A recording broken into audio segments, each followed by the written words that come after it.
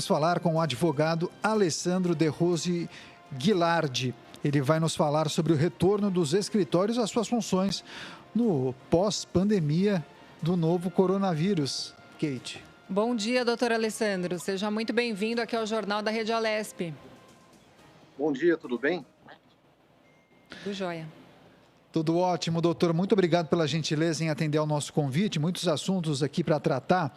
Eu gostaria de saber do senhor, porque os escritórios já podiam funcionar na capital durante a quarentena, mas sem um atendimento ao público, né? Agora, a partir da sexta-feira, que passou dia 5, já podem voltar, inclusive, recebendo os clientes presencialmente. Quais são as regras para essa abertura, doutor? Esse retorno vai ser paulatino e vai contar muito com o bom senso dos escritórios, tá? Porque o que vai acontecer? Muitos funcionários, muitos advogados não vão poder voltar, porque estão no grupo de risco. Então, tem que ter uma adaptação também. E, mais do que isso, os clientes não poderão ser atendidos num ambiente fechado, vão ter que ser disponibilizados álcool gel nos ambientes, a limpeza de cada um deles constantemente, uso obrigatório de máscaras, como se fossem os EPIs mesmo, tanto para os funcionários quanto para os clientes. Como eu disse, um número reduzido de clientes por atendimento, o distanciamento é necessário ao extremo, não é? E aquilo que puder ser realizado virtualmente, no âmbito virtual, deverá ser. Certo. Doutor, qual que é a expectativa, né, da OAB São Paulo para esse retorno? Olha, a OAB fez um grande esforço, um grande trabalho com a reunião da ESA, da CAASP, das subseções, da própria diretoria seccional, e determinou-se que cada subseção da OAB teria uma certa autonomia em retomar ou não as atividades. Tá bem?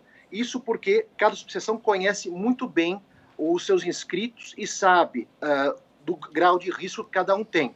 Tem subseções que os inscritos são muito mais antigos, não é? Tem muito mais idade, então, para preservá-los, as casas permaneceram fechadas.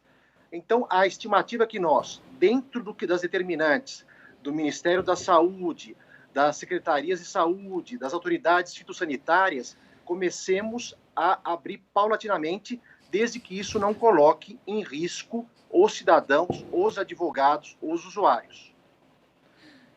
Legal, doutor. Eu acho importante também o senhor compartilhar com o nosso público como foi o processo, porque a gente sabe que houve um esforço aí, conjunto para formular um protocolo de retomada por essas entidades representativas da advocacia. E diante dessa união, houve a elaboração de um manual contendo diretrizes de saúde e também de higiene, também para garantir, né, um retorno seguro para todos os colaboradores, os clientes, ou mesmo os parceiros comerciais. Verdade. Como foi esse processo, doutor? Olha, foi um processo bastante longo, houve várias reuniões virtuais com o nosso presidente, com os 13 presidentes das 13 subseções da capital.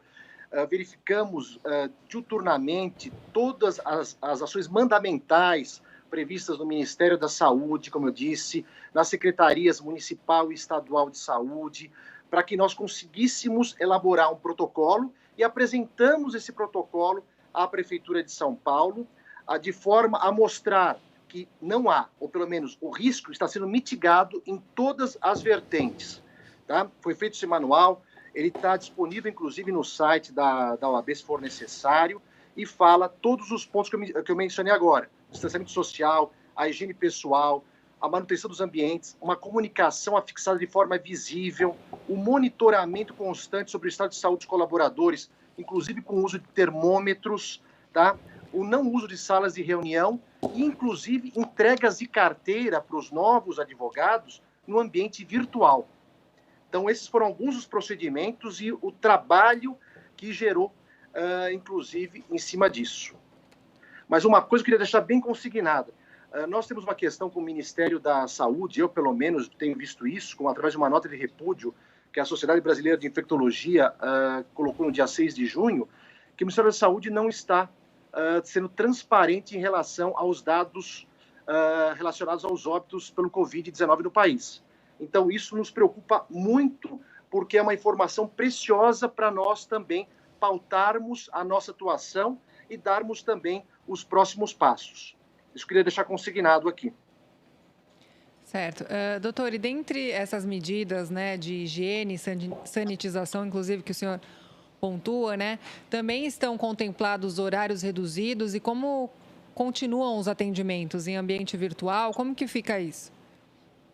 Como eu falei, pela OAB, as casas da advocacia vão ter uma redução, vão funcionar, cada subseção vai ter uma autonomia para determinar se vão funcionar ou não vão funcionar, e sempre, se forem funcionar, no horário de 4, 5 horas no máximo, e preservando os funcionários que não estejam em grupo de risco. Tá? Então, esse vai ser o funcionamento. Em relação aos escritórios de advocacia, as grandes bancas, como assim as empresas nas quais os advogados trabalham, há já notícias de que alguns contrataram médicos infectologistas para também criar protocolos para essa retomada das atividades de forma extremamente segura. Tá? Então, vai ser dessa forma, mas, como eu disse, sempre dando prioridade para o atendimento virtual, porque nem tudo que é levado, é trazido para o escritório de advocacia, precisa ser presencial. Muita coisa, ou quase 90%, já se faz no ambiente virtual, inclusive a remessa de documentos, a conversa com o cliente e tudo mais. Perfeito, doutor. Agora, e esses 10%? Os profissionais que trabalham nos escritórios, muitos precisam ir aos fóruns. E eu pergunto para o senhor, como está atualmente o trabalho dos fóruns? Também há um horário diferenciado? Há um protocolo específico durante a pandemia? Sim, tanto é que agora foi publicado, acho que na quinta ou sexta-feira, uma prorrogação da suspensão dos prazos processuais para os processos físicos até o final do mês de junho. Então, não há necessidade de comparecer fisicamente ao fórum. Tá? Somente os prazos virtuais, os processos eletrônicos estão fluindo, tendo os prazos em andamento. Então, e os protocolos para entrar no fórum também estão com os funcionários, o número de funcionários reduzido, uma estrutura de plantão para atendimento dos casos emergenciais, principalmente envolvendo uma liminar ou um habeas corpus, algo que precise de um despacho, mas, afora isso, todos os protocolos estão sendo seguidos e o distanciamento está sendo mantido e os prazos dos processos físicos não voltaram a fluir por conta dessa questão de não fazer com que o advogado ou a parte se desloque até o fórum. Certo. Doutora, apesar da reabertura, né, dos escritórios, o senhor acha que existe uma tendência aí do judiciário seguir com o teletrabalho em determinadas situações? Como que o senhor vê aí um pós-pandemia? Eu acho que, com certeza, essa pandemia nos trouxe algumas mudanças que não vão deixar de existir.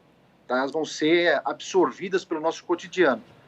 Hoje mesmo eu tenho uma sustentação oral virtual na 34ª Câmara aqui do Tribunal de Justiça. Eu acho que isso facilita muito para o advogado.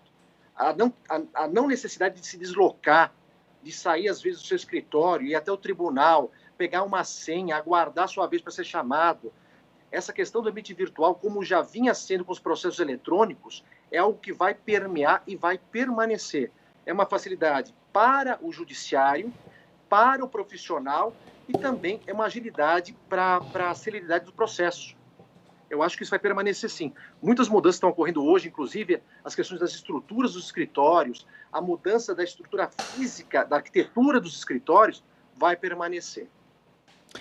Legal, conversamos com o advogado Alessandro De Rose Guilardi, advogado, como eu disse, e também secretário-geral da 100ª subseção da OAB São Paulo, que falou sobre o retorno dos escritórios e os protocolos de outros serviços jurídicos. Doutor, muito obrigado pela entrevista, pelas informações, boa sorte para o senhor e uma excelente semana. Obrigado pela gentileza. Agradeço ter podido ajudar minimamente. Não sei se as respostas foram as que vocês queriam, mas foi aquelas que eu consegui dar. Obrigada, doutora. Até a próxima. Com certeza, foram ótimas as respostas. Obrigado, doutor.